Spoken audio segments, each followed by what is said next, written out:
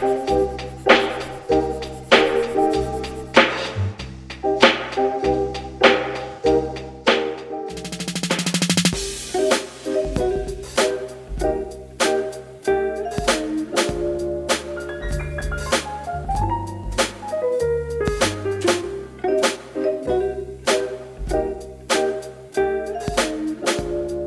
name is Irina Rostova. I'm an immigration attorney here in Miami. So I actually, before I became an immigration attorney, I worked for Chase Bank just down the street. Now it feels like a lifetime of years away, but it was about 8 years ago. You know, my first degree is in economics. I have a bachelor's in economics from University of Michigan. Then I was in banking for a few years, and then I transferred into a legal profession and got my law degree here at the University of Miami. I started to focus on immigration practice and specifically on investor and business visas because I noticed that there were a lot of immigration lawyers, but very few who had a finance background or background in any kind of commercial dealings. So a lot of immigration attorneys really could not guide their clients and couldn't explain to them the contracts. So if an investor goes through an investment program, you know, they need to understand the contract that they're investing into. And I noticed that there was very little legal guidance coming from immigration attorneys because most immigration attorneys come from family immigration practices and not from corporate or banking or finance experience. So I decided to use my background to kind of help people understand their rights in projects, understand how projects are structured, so that they can, you know, assess the risks and they can assess what really is a good project versus what is a more risky project. Today I want to cover a topic that I think a lot of you have heard about or maybe your clients are asking about, which are investor visas. Now, a little bit about investor visas and why they have become so important in our community today for foreigners arriving.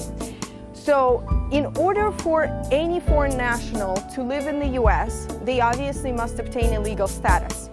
Now, many people that you know were fortunate because when they came here, they either got married or they had relatives and they obtained their green cards through relative petitions. So they don't think that coming to the United States is all that difficult. In reality, if you don't have relatives in the US, so if you're a family, you know, you're a married couple with kids and you're coming from Russia, then it's actually very, very challenging to get any kind of a permanent status in the US simply because we have almost no programs that allow foreign nationals to come and become residents. With the exceptions with family, there are some work-based petitions where you basically have to find an employer who will sponsor you, and it's a long and a difficult process. Or, of course, you've all heard about the asylum option, but about 80% of all asylum applications get denied. So if we're talking about the kind of, you know, people that most of you interact with on a daily basis or maybe do business with, we're talking about foreign business people coming to United States. One of the best options for them right now is an EB-5 visa. As a matter of fact, sometimes it's the only option. Because keep in mind, buying real estate in the United States, whether you buy a $10 million condo or you buy a $100 million mansion, if you buy real estate, that does not grant you any kind of visa status. So I'm going to quickly go over the basics. We only have 3 types of business visas, so it's going to be very quick. I'll go over the basics so you guys will know how to compare them. So one of the most common visas that has been very popular is an L1. An L1 visa is meant for people who have a business abroad.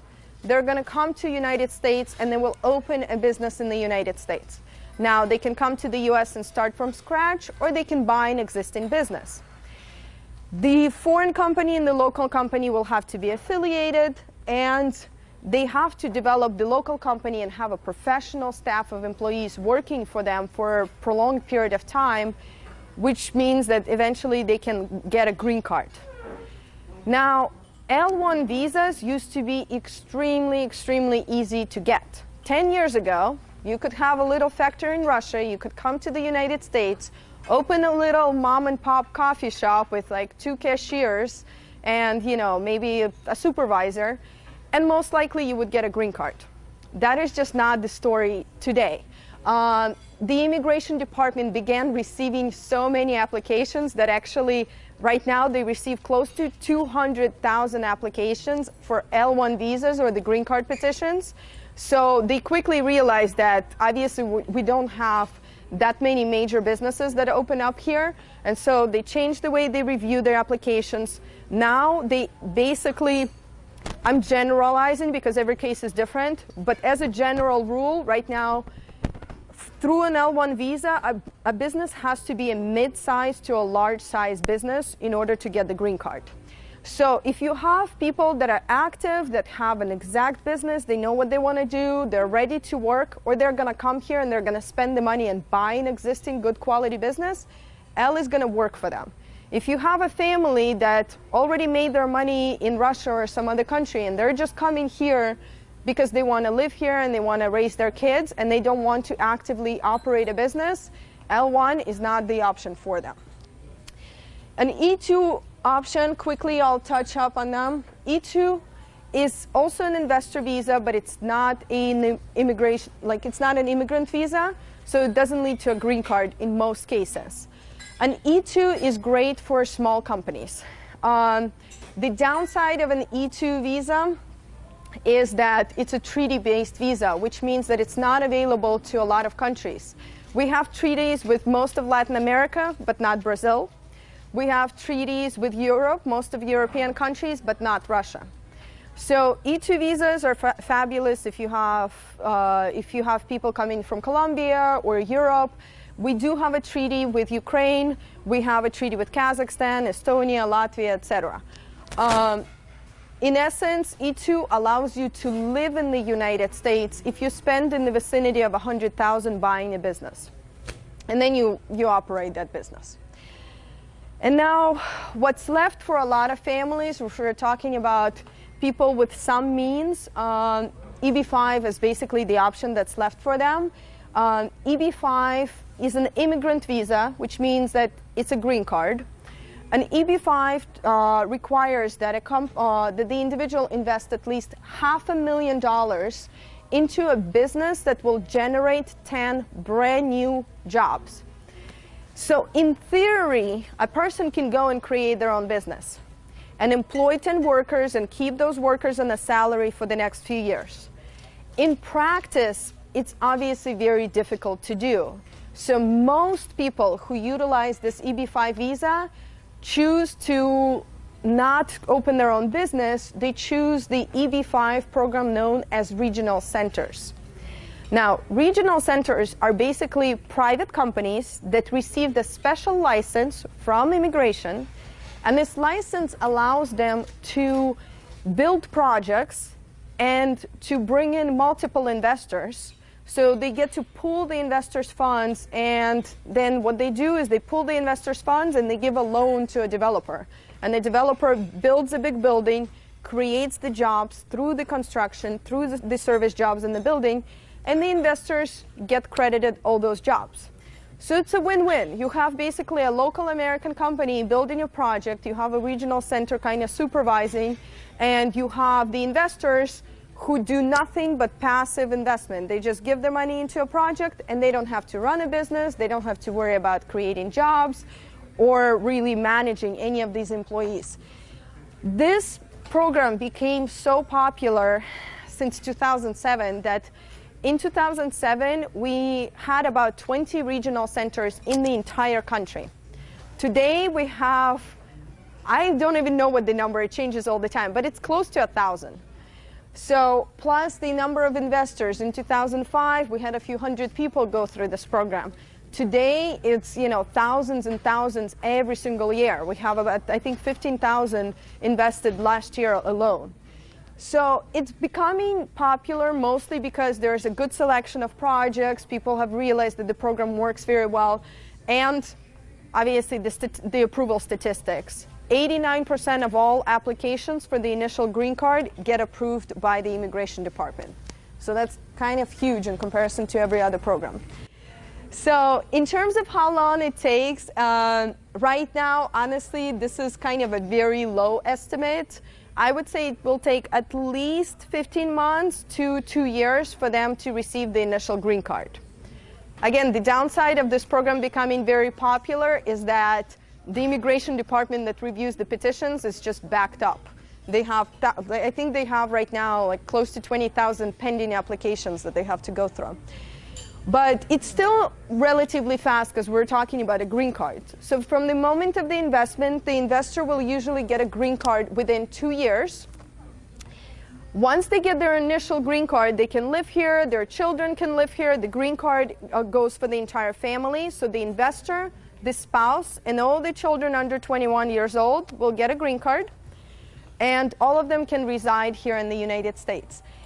So 2 years after they get the initial green card, we have to send another petition to immigration. During the second petition, we just have to confirm that the investor did not pull out their funds and that the project was built in accordance with the plan. So if the investor invested into a Hilton hotel, we have to show that the hotel was actually built. So in reality, that's a lot of the things that the regional center will monitor. For the EB-5 requirements, what's important for investors to understand is that today, the minimum investment amount is $500,000, okay? In some areas that don't qualify for this minimum investment amount, in some areas they will have to invest $1 million. Honestly, it's very, very rare to find a project that's not in a targeted zone. So for all intensive purposes, like 99% of all projects created today will only require an investment of $500,000. Obviously, the project will create full-time jobs. The investor will need to show the source of funds. What that means is we need to show that they earned the funds legally. As I already mentioned, there are two options. A person can create their own business and take on the job creation and create 10 jobs, keep people on salaries, and basically work very, very hard. Or a person can elect a regional center project and basically hire the regional center to do all that work for them. In this case, 95% of people who use EB-5 choose the regional center option. And in this case, basically, they just have to select what project they want to go into, invest the funds, and everything is done for them. Typical projects are hotels, construction of hotels, construction of hospitals, construction of schools. So something that will generate a lot of jobs when it's built. Typically, an investor will invest their money for at least 5 years. It's usually 5 to 7 years, and they get the money back after that period. Most of the time, they don't earn a high return, so don't expect for your investors to have a high return. 1% if they're just loaning the money, and if they are part owner of the project, then sometimes they can earn a little more. So one of the things that everyone keeps asking me for pre-construction apartments. No, unfortunately, investors cannot come and buy a pre-construction apartment in Sunny Isles and get their green card. We're working on that. One day we'll create a system that may work for that, but it would be excellent for all of us. But at the moment, it's still, you know, it's a work in progress. Right now, we don't have an approved model where we could do that. A very important piece of information, guys. This program will expire on September 30th. What that means is the law will actually sunset. And we need the Congress to vote on either extending the program or ending the program. Now, they have been extending this program every 3 to 5 years since 1992. So to be honest, we're not very concerned. We think they will extend it again. But every single proposal that offers to extend this program for 3 or 5 year term also offers to raise the minimum investment amount from $500,000 to $800,000. Now, for some investors, it's not going to be a significant difference. For others, it will. So please keep that in mind. And also, I can't guarantee, I'm not going to guarantee that the amount will for sure go up after September 30th. It's just extremely likely.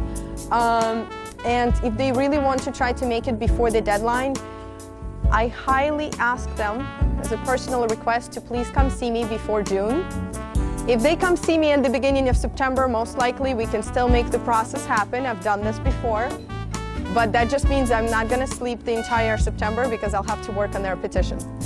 So this process usually takes a couple months unless we're trying to kill ourselves.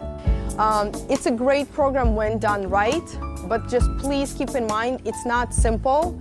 So just because it's a government program does not mean all projects are good. As a matter of fact, most projects are run by people who are completely new to EB-5. They've never done an EB-5 project, and frankly, they have no idea what they're doing. I get offers and proposals every day from projects saying, take a look at my project, maybe your investors will be interested in, and I'm mortified at some of the things that I see because some of them do not have their documentation ready. They've never had an immigration attorney review the structure or the job creation. So when done right, when you have a good group of professionals leading the investor, it's fantastic.